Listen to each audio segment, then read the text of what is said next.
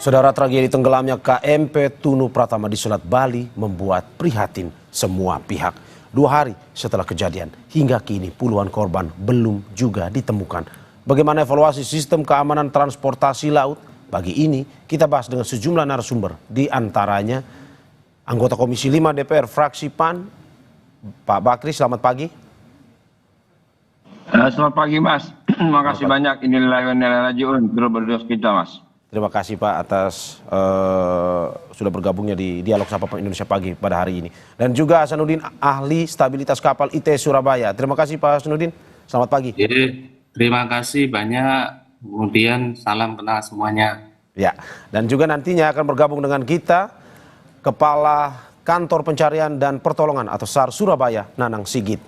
Saya ke Pak Hasanuddin terlebih dahulu. Pak Hasanuddin, dari berita yang sudah beredar, memang sampai saat ini kan KT belum mengeluarkan hasil investigasinya, tapi analisis Anda seperti apa terkait dengan kecelakaan atau tragedi kapal ini?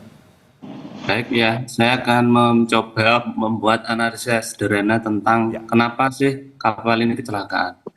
Jadi kalau kita lihat secara umum, kecelakaan kapal itu disebabkan oleh 3 hal. Yang pertama adalah faktor internal, yang kedua adalah eksternal, yang ketiga adalah operasional kapal.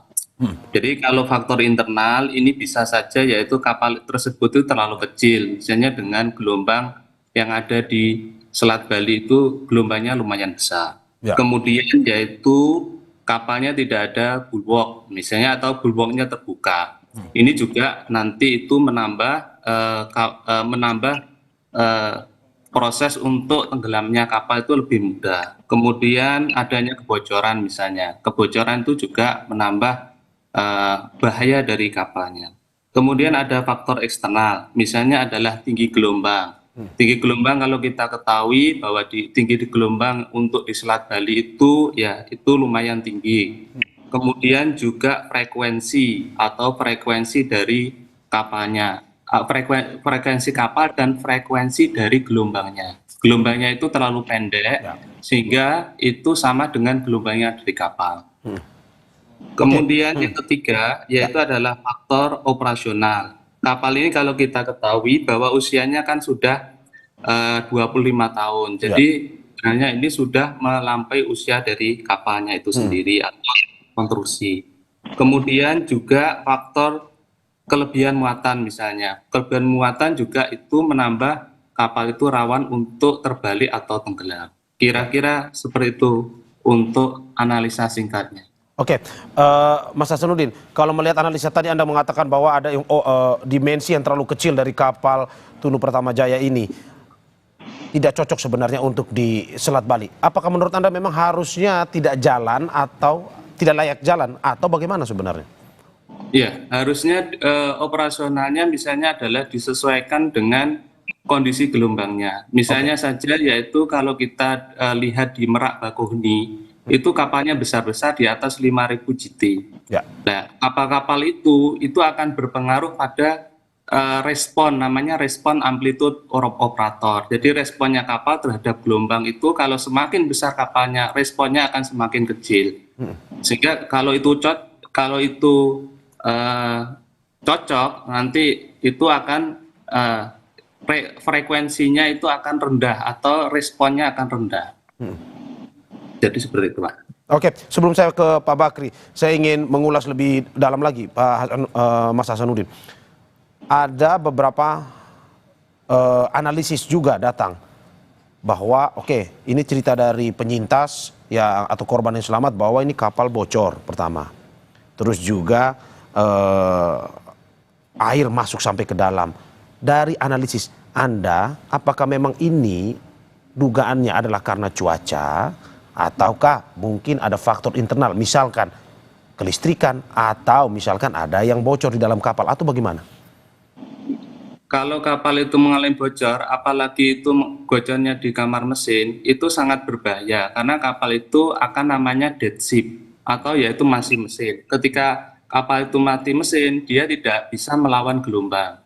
Kemudian kalau gelombangnya terlalu tinggi, itu akhirnya itu namanya akan terjadi namanya deck wetness atau naiknya air ke geladak sehingga menimbulkan free surface effect. Ketika menimbulkan free surface effect itu kapal akan tenggelam dengan cepat.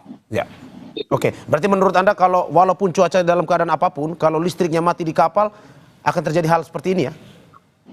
Secara teori itu kalau stabilitas, kalau kebocorannya bagus itu seharusnya tidak. Kalau itu tidak ditambah dengan faktor-faktor yang lain, misalnya adalah muatannya itu terlalu berat, kemudian ada faktor eksternal lain, misalnya gelombang. Jadi penyebab kecelakaan itu tidak satu saja penyebabnya, tetapi adalah kombinasi. Ada beberapa faktor yang menyebabkan ya. Oke, saya ke Pak Bakri. Pak Bakri, bagaimana Anda melihat? Belum sampai 1 minggu ada 2 kejadian kecelakaan kapal. Pertama di Maluku Utara dan 2 hari yang lalu ada di Selat Bali. Bagaimana DPR melihat hal ini terkait dengan transportasi laut kita? Ya baik Mas, terima kasih. Ya. Jadi pertama saya mewakili teman-teman anggota Komisi 5 dan pimpinan turut berduka cita ya atas musibah yang menimpa ini ya. Dan kita berharap ini mungkin tidak akan terulang terus ya. Memang kami di DPR juga prihatin terhadap angkutan transportasi ya. Yang kemarin-kemarin kita disibukkan dengan angkutan darat, hari ini kita diramaikan dengan angkutan laut. Nah, jadi memang betul apa yang dikatakan Pak Hasnuddin itu banyak faktor ya. Banyak faktor untuk menentukan apa penyebabnya. Tapi yang jelas bahwa ini semua perlu adanya disiplin ya, disiplin. Terutama kawan-kawan yang bertugas di pelabuhan ya, KSOP ataupun kepala pelabuhan apapun namanya. Lebih menyiapkan kepada kapal-kapal yang akan berangkat. Kalaupun tidak memenuhi syarat ya diberhentikan, jangan disuruh berlayar. Karena kita tahu terus terang aja di daerah-daerah yang tidak terpantau itu terkadang-kadang seenak-enaknya aja. Seenak-enaknya aja kapal menjalankan kapalnya dengan penumpang yang banyak, dengan alat pengamanan yang kurang sehingga terjadi yang begini-gini. Nah oleh sebab itu kami Komisi 5 akan tegas akan nanti mengundang mungkin ya, kita akan mengundang Kementerian Perhubungan ataupun Dirjen Perhubungan Laut untuk meminta masukannya, meminta penjelasan mereka supaya hal-hal begini tidak terulang. Karena bagaimanapun juga ini kami prihatin sekali ya. Jangan, ini saya lihat ini masih banyak yang belum ketemu ya, mudah-mudahan kita berdoa mudah-mudahan mereka selamat ya. Karena bagaimanapun juga ini menjadi musibah besar bagi kita. Oleh sebab itu DPR sekali lagi turut prihatin. Kita dalam waktu dekat ini berupaya meminta keterangan, akan memanggil Kementerian Perhubungan, terutama Dirjen Perhubungan Laut, meminta keterangan supaya hal-hal begini tidak terulang. Ya karena kejadian-kejadian begini memang boleh dikatakan musibah ya, tapi bagaimanapun musibah itu paling tidak bisa dikurangi. Demikian Mas. Oke, apa sebenarnya yang mau ditanyakan, digali jika nantinya Komisi 5 DPR RI memanggil pihak-pihak terkait dengan kejadian-kejadian yang berhubungan dengan kecelakaan transportasi laut ini? Tapi yang jelas kita ingin bahwa pertama itu BMKG harus betul-betul bekerja maksimal mungkin, mengetahui bagaimana kondisi keadaan cuaca. Dan saya setiap rapat dengan BMKG itu selalu menyampaikan bahwa informasi terhadap kondisi cuaca apapun semua itu harus disampaikan ke penumpang ataupun pemilik kapal ataupun penguasa pelabuhan supaya betul-betul mengetahui. Nah, karena bagaimanapun juga itu adalah tanda-tanda pemberitahuan. Nah, ini yang kadang-kadang memang tidak menjadi perhatian oleh kawan-kawan di bawah. Terus yang kedua, ya KSOP ataupun kepala pelabuhan harus lebih tegas. Ya melihat kapal apa dikatakan Pak Hasnuddin banyak faktor, ada faktor eksternal, internal dan semuanya. Nah, sering kita lihat kadang-kadang didorong oleh keinginan para penumpang, tidak lagi melihat ya berapa banyak penumpang yang bisa diangkut tapi melebihi kadang-kadang. Nah ini salah satu faktor. Juga itu faktor umur kapalnya. Tidak beda, tapi di darat juga begitu. Kadang-kadang angkutan darat mobil yang udah tua masih juga melintas. Nah ini harus tegas.